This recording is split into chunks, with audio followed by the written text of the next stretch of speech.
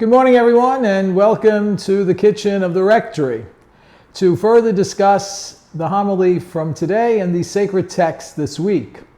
What I would like to do is look at these readings a little bit more deeply. And so I would like to look at the symbol of the keys. In the first reading, Eliakim is given the keys to the house of David. Now, keys serve a very important image, because anyone who has keys, I have my keys. It represents you have authority. You have authority to let people in, and you have authority to keep people out. In this particular case, Eliakim is going to be doing that. He's going to give people accessibility to David, or he's not going to give accessibility to the people. The person with the keys is not there for his own authority. He is there to serve the people. In the gospel reading, Jesus also, after the confession of Peter, mentions, "And I give you the keys of the kingdom of heaven. What you loose shall be loosed, what you bind shall be bound." Very important here, because this now is a great sign of the authority of the church, and of course to the successor of St. Peter, who is the Pope.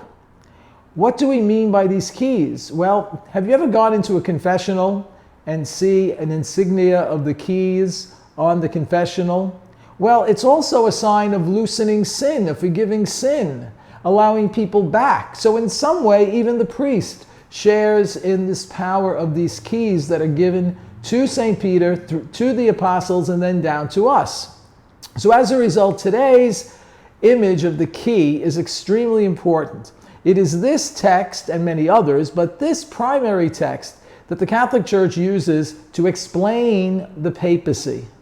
The papacy, the Bishop of Rome, is a focal point, a point of universality, and a point of unity. So in the person of the Pope, and therefore the successor of St. Peter, we have a visible person who can hold us together.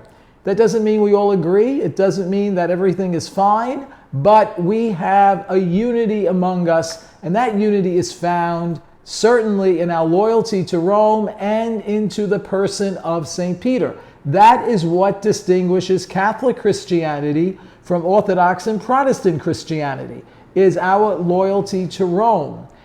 Notice that Rome keeps us united, even though we have many different traditions, and also keeps us universal, so that everyone hears the gospel message and everyone is welcomed. So that's a very important point as the successor of St. Peter, the Bishop of Rome. The next image that I would like to discuss here is the power of the confession of St. Peter. The power of the confession of St. Peter. When Jesus asks, "Who do you say I am?" Peter confesses that you are the Christ, the Son of the living God. This confession and who Jesus is will affect Peter's response to Jesus, and to the response that Peter will have throughout now his own ministry, and the response he will have to the rest of the apostles. Notice that this is not a one-time confession. Peter will have to answer the same question over and over again in his heart. So, when he sees Jesus in the Transfiguration, it's easy to confess Jesus is the Christ, the Son of God. When he sees Jesus on the cross, or when he sees Jesus abandoned, when Jesus is involved in his passion and death, this then becomes a very difficult situation, because now, is he going to confess Jesus is the Christ? What about this image of Christ? What about this word Christ?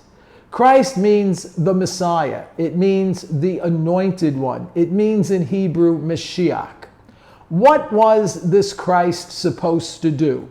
Well, when the Mashiach comes, he was supposed to bring redemption. He was supposed to initiate the kingdom of God on earth. He was supposed to be victorious.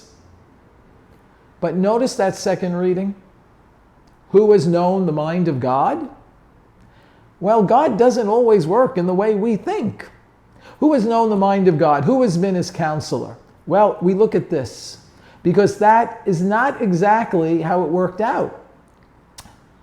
Would Peter have understood in his day and age that Jesus would be betrayed, suffer his passion and death in a most ignominious death? Not at all. As a matter of fact, it was a sign of defeat. How could that possibly be? Yet the resurrection follows. And Peter is going to have to answer the question, who is Jesus in the face of the cross?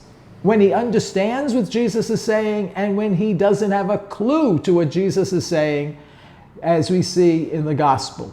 When Jesus is talking about the Eucharist, which we know now but didn't know then, he who eats my flesh and drinks my body. What does this sound like? It sounds strange, and Jesus loses a number of disciples at that episode.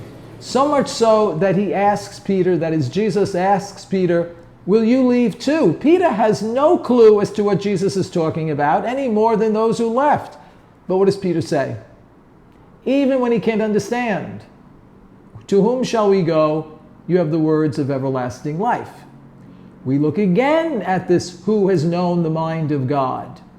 Well, the big explosion is the incarnation. Not only do we get Messiah, we get God, God's self. So as a result, how could this be? That in the incarnation, God becomes one with us in all things but sin. That Jesus is both divine and human. This is incomprehensible at the time that this is all happening. It's incomprehensible to us, let alone to them. It took over 300 years for us to get that straight. But isn't it interesting that Peter is able to see, just as Jesus says, my Father has revealed this to you, could look through the humanity of Jesus and see something far greater. The Father calls us to believe in the Son. You cannot come to the Father, you cannot come to Jesus unless the Father beckons. Well, this now is the gift of faith. There's religion and there is faith. They go together, but for the sake of talking, I'm separating them. Ladies and gentlemen, the question, who do you say Jesus is a haunting question for every Catholic. Most of us, not all of us, were raised in Catholic families, thank God. Most of us received the faith through the culture into which we were born. Most of us received in a family that made that possible. But faith is bigger than culture. Faith is bigger than the family.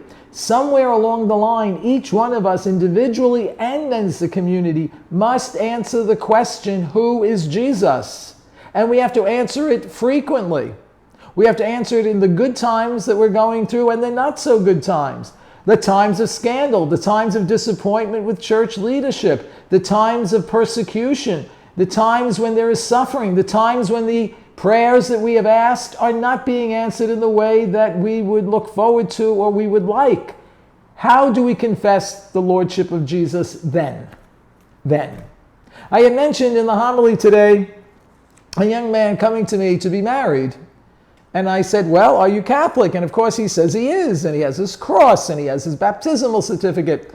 And of course then I asked, well, do you go to Mass? He says, I haven't been to Mass in years. I said, well, have you gone to Mass at least on Christmas and Easter? He said, no.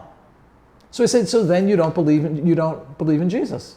He says, well, I do believe in Jesus. I said, well, yes, you believe academically in Jesus because someone taught you that. But in your heart of hearts, where that confession has to be made, that's what we're talking about. A confession in the heart as to who Jesus is for you, in the face of doubt and in the face of great faith. How do we confess who Jesus is? Now, there's something else that happens here. Because of this confession, our actions speak louder than words. So if we believe that Jesus is the Christ, is God, how should we act? Then we have to admit that his words are correct. And we have to work on that, and we have to ask for a conversion of heart to the mind and heart of Jesus, because there's no other way to go. You have the words of everlasting life, says Peter in John 6. So now, very important, how we live also answers the question of who Jesus is. So, can a person be a humanitarian and do great things? Of course. But a person who believes in Jesus and confesses that Jesus is God and confesses that Jesus is the Christ, then the good I do is for the greater glory of God. We serve humanity for the greater glory of God. We do acts of mercy for the greater glory of God, because this is what Jesus would like. We look again now. Where do we go with all of this? Well, in a time that we are involved in, there are many, many symbols people use. We see politicians using religion to get votes, holding Bibles, making religious statements, saying, God bless America. Ladies and gentlemen, let's be serious here. Let's go beyond the words and the imagery to what the lifestyle is. That's where the confession is. That's whether or not that confession is rooted in the heart of a person. Yes, in our history there have been wonderful popes. There have been great successors to St. Peter. There have also been horrendous popes. There have been sinner popes. There have been wonderful priests and there have been sinful priests. There have been great bishops and there have not been so good bishops. This, in spite of the fact the church continues. So sometimes it has nothing to do with the personal faith or lack of morals of the person leading. It has to do with the Spirit. Because the people are confessing the Lordship of Jesus. So, when we look at these things, what is your answer? Who is Jesus? Is it just because of the culture you grew up in? Or is it in your heart? Look at the question in China. Those people of every denomination confessing who Jesus is at the threat of persecution and imprisonment. Look at the Middle East, where Christians of all denominations are being persecuted because of their belief in Jesus. Look at the times past where there's been persecution in Europe. Look at the situation in Africa these days in certain countries where Christians are persecuted. Do we know that? Because of their confession that Jesus is Lord. So, who is Jesus for you? Can you confess this faith? And can we accept both the benefits and the consequences of saying that Jesus is the Christ? Thank you, and have a very good Sunday. Buona domenica a tutti.